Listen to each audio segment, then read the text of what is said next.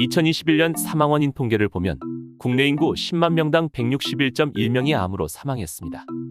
이건 사망원인 2위인 심장질환 61.5명의 2.6배, 3위와 4위인 폐렴과 뇌혈관 질환보다 각각 3.6배, 3.7배 높은 결과입니다. 이렇게 위험한 암은 도대체 왜 생기는 걸까요? 외부 바이러스가 우리 몸에 들어와 걸리는 병과는 다르게 암세포는 우리 몸의 일부입니다. 우리 몸이 아닌 다른 외부 세포라면 우리 몸에 있는 면역 세포들이 철저하게 공격을 하겠지만 암세포는 기본적으로 우리 몸에서 생성되었기 때문에 면역 반응을 피해가는 특성이 있습니다. 이런 특성이 있는 암세포. 놀랍게도 암세포는 암 환자나 암 경험자에게만 있는 게 아니라 건강한 우리의 몸에서도 만들어지고 있습니다. 이런 암세포가 면역 체계를 피해 덩어리가 되면 의학적으로 암이라는 명칭을 붙일 수 있게 되는 것입니다. 하지만 다행히도 우리 주변에는 암 발생을 억제하는 음식들이 존재하고 있는데요. 오늘은 체내에 발생한 암세포에게 효과가 있는 항산화 성분을 가진 항암 음식에 대해 이야기해 보겠습니다. 첫 번째, 마늘. 마늘은 미국 타임즈가 선정한 세계 10대 슈퍼푸드로 강력한 항암 효과를 지녔습니다. 강력한 항산화제로 알려진 페니실린보다 살균력이 100배 이상 강해 대장균과 곰팡이균, 이질균 등 다양한 유해균을 없애고 살균의 성장을 억제해 암 예방에 도움을 줍니다. 이탈리아 연구팀에 따르면 암세포를 지닌 동물에게 마늘 추출물을 투여한 결과 암세포의 성장을 억제하고 예방하는 효과를 보였다고 합니다. 연구팀은 마늘 섭취가 25% 이상의 암 억제 효능을 보였고 여러 종류의 암 발병률을 억제할 수 있다고 말했습니다. 마늘의 알리신 성분을 온전히 흡수하고 싶다면 하루에 마늘 2쪽 정도를 으깨서 먹으면 됩니다. 하지만 생마늘을 섭취하기 어려운 분들도 있을 거라 생각합니다. 그런 분들은 꿀에 절여 섭취하면 꿀과 마늘의 효능을 동시에 얻을 수 있습니다.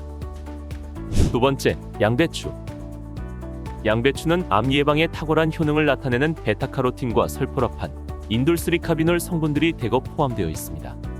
설포라판은 양배추와 같은 십자화과 채소에 있는 성분으로 암과 심장질환, 당뇨에 탁월한 효과가 있습니다. 1992년 미국 존스 홉킨스대 연구팀은 설포라판이 위암 발생의 주요한 인자로 알려진 헬리코박터 파일로리균의 활성을 억제한다고 발표했습니다.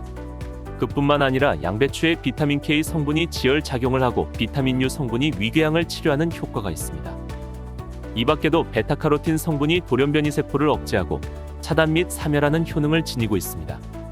양배추는 장시간 열을 가하면 영양소가 파괴되기 때문에 살짝 데쳐 먹거나 생으로 먹는 것이 가장 좋습니다. 세 번째, 시금치.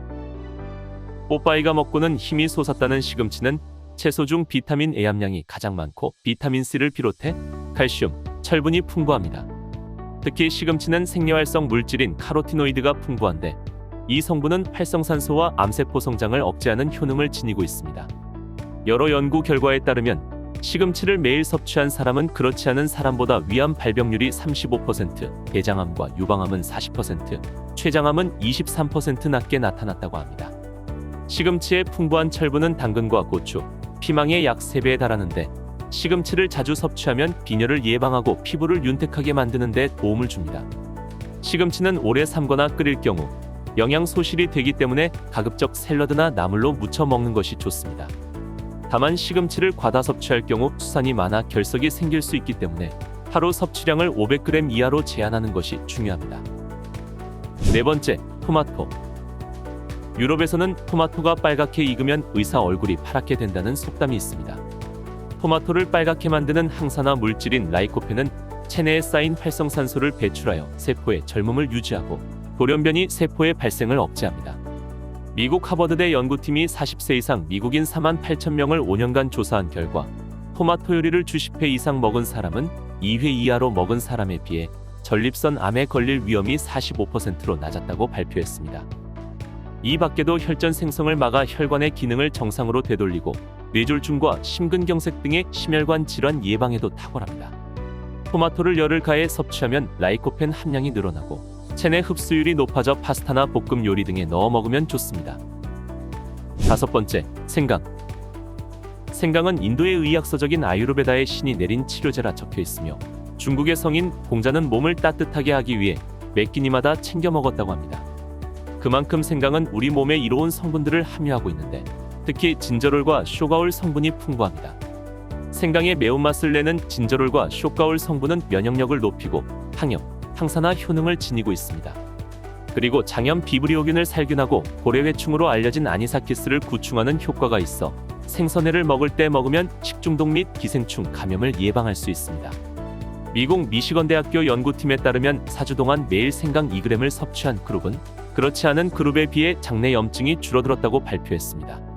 생강은 차로 끓여 마시는 것이 좋으며 물 1리터에 생강 500g을 넣고 가스레인지 중간불로 약 1시간 정도 달여 마시면 됩니다. 예전에는 쉽게 찾아볼 수 없었지만 요즘은 어디서나 찾아볼 수 있는 병, 암.